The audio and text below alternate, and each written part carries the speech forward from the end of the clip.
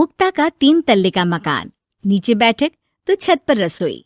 अरे मुक्ता, गर्मा गर्म रोटी तो ला, बहुत स्वाद बनी है सब्जी। लाई माँ, बस 2 मिनट। मुक्ता की दौड़ जो सुबह शुरू होती तो रात में जाकर रुकती।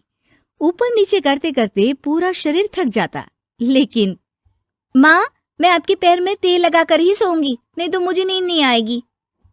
अरे जीती रहे बेटा, लेकिन तू थक जाएगी, वैसे भी तुझे 3 तल्ला चढ़ना है अभी। कैसी बात कर रही है माँ जी, मैं तो आज बहुत देर तक सोई थी, तो नींद कहाँ आएगी। सास को कब नींद लग जाती पता ही नहीं चलता। अगले रोज, अरे मुक्ता, जरा सामने ठेले वाले से आलू तो ले आ, 5 किलो पापड़ बना देती हूँ। होली आ रही है, मेहमान आएंगे तो क्या कहेंगे कि इन लोगों के घर तो कुछ बना ही नहीं। माँ, मैंने सब बना लिया है, आप चिंता मत करिए। होली वाले दिन दही बड़ा और पकौड़ों का इंतजाम भी कर लिया है मैंने। सास को लगता है जैसे उसे न जाने कितनी गुणी और अच्छी बहू मिल गई। एक दिन मुक्ता की बुआ सास उन लोगों के घर आती है। अरे भाभी, आपने तो हीरा बहू पाई है बिल्कुल। हर एक काम को ऐसे कर रही है जैसे कि रोबोट। एक हमारी है, 2 रोटी खिला दे तो गनीमत समझो। अरे हम तो बेटे को देख के सोच रहे थे कि कलवासा है, पता नहीं कौन शादी करेगा, लेकिन देखो जय दूध से फपकती बहू आई है। हाँ भाभी, आप तो लक्की हो, लक्की। तभी वहां मुक्ता आ जाती है। क्या बुआ, काहे की लकी, देखो ना कैसा शरीर फूला जा रहा है। अब तक तो एक बच्चा भी हो जाना चाहिए था। अरे हो जाएगा बहू, क्यों चिंता कर रही है। कर्म कितने अच्छे हैं तेरे, तुझे तो जुड़वा बच्चे होंगे, एक बिटिया और एक बिटवा। होता भी ऐसा ही है। मुक्ता को 2 बच्चे एक साथ होते हैं। मुक्ता, जल्दी से ऑफिस के लिए खाना बना दो, मुझे देर हो रही है। हाँ, लेकिन जरा ये छोटे वाले को तो पकड़ लो, तब तक मैं रोटी सेक देती हूँ। मुक्ता सारे घर का काम बड़े ही मगन होकर करती। क्या पति, क्या सास, क्या बच्चे, रिश्तेदार, सभी की जरूरतों का ख्याल वो बखूबी रखती। लेकिन भाई चांद को भी ग्रहण लग जाता है।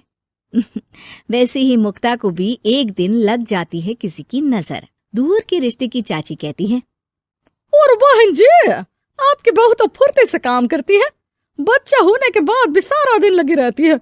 इसके हाथ का खाना भी इतना टेस्टी है, लगता है जैसे होटल का खा रहे। बस फिर क्या था, वो तो चली जाती है, लेकिन लग जाती है नजर मुक्ता को।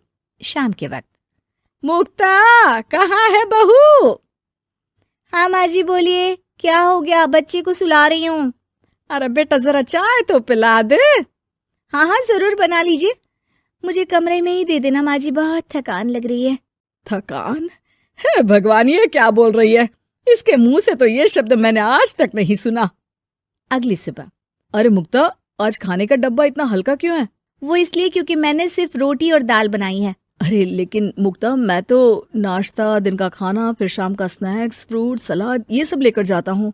कहाँ है ये सब? अरे कैसी बात कर रहे हैं आप, इतना सारा खाना तो मैं 4 दिन में नहीं खाती, जितना आप 1 दिन में बनाने की बात कर रहे हैं। ना जी ना, मुन्ने के साथ जितना हो पाएगा उतना ही करूंगी मैं। मुक्ता की बात सुनकर पति हैरान रह जाता है। तभी वहां बुआ सास आ जाती है। अरे मुक्ता, मेरे नाती का जन्मदिन है, भूल गई क्या? आज शाम को आना, और मुक्ता थोड़ा जल्दी आ जाना, मेरी बहू का हाथ बटा देना। किचन में वो तेरी तरह स्मार्ट तो है नहीं कि फट फटाक से काम कर ले। अरे बुआ, कैसी बात कर दी, फट फटाक से काम कैसे हो जाएगा, हम बहुएं हैं, रजनीकांत नहीं। बुआ देखो, आप काम के लिए पास के लल्लू हलवाई की बीवी को बुला लो, वो मदद कर देंगी, मैं तो नहीं आ पाऊंगी। बुआ सास को समझ में नहीं आता कि ये वो मुक्ता है जो 50 लोगों का खाना बनाकर भी चेहरे की चमक खोने नहीं देती थी।